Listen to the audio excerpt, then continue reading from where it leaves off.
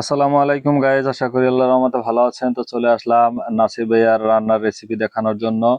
তো দেখতেই পাচ্ছেন ভাত রান্নার জন্য পাতিলে ভাত চড়িয়ে দিয়েছে, আবার মাঝে মাঝে দেখতেছে যে ভাত ঠিকভাবে হচ্ছে কিনা।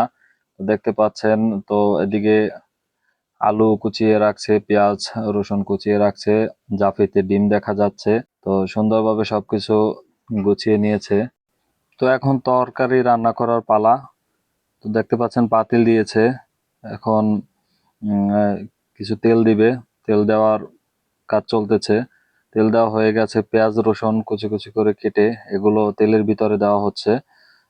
দেখতে পাচ্ছেন দেওয়া হয়েছে, এখন লবণ দিয়েছি, তারপরে মরিচ, তারপরে হলুদ হলুদ দেওয়া হয়েছে।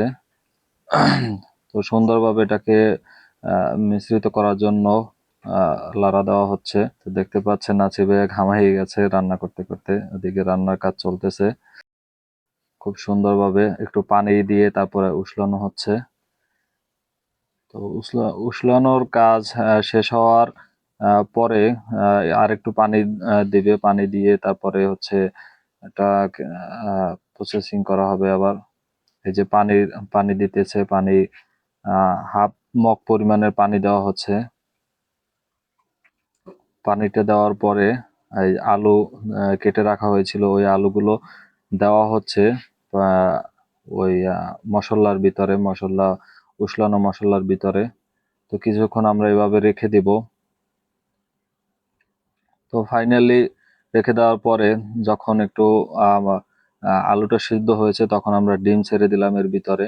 এটা হচ্ছে আমাদের আলু ডিমের রেসিপি। তো একটা দিয়ে দেওয়া হয়েছে ছেড়ে, আর একটা দিলাম। এখন দেখতে পাচ্ছেন নাসিবে অসাধারণভাবে রান্না করতেছে। এখন ঢাকনা দিয়ে ঢেকে দেওয়া হবে যতক্ষণ পর্যন্ত না হয়।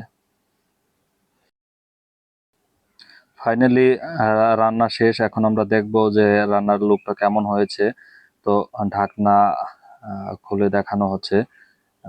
তো দেখতেই পাচ্ছেন যে ফাইনালি রান্নার লুকটা চলে আসছে। তো আপনাদের ভিডিও করে দেখানোর ফাঁকে হয়তো একটু ঝোলটা টেনে গিয়েছে, কিন্তু কালারটা খুব সুন্দর আসছে। ধন্যবাদ সবাইকে।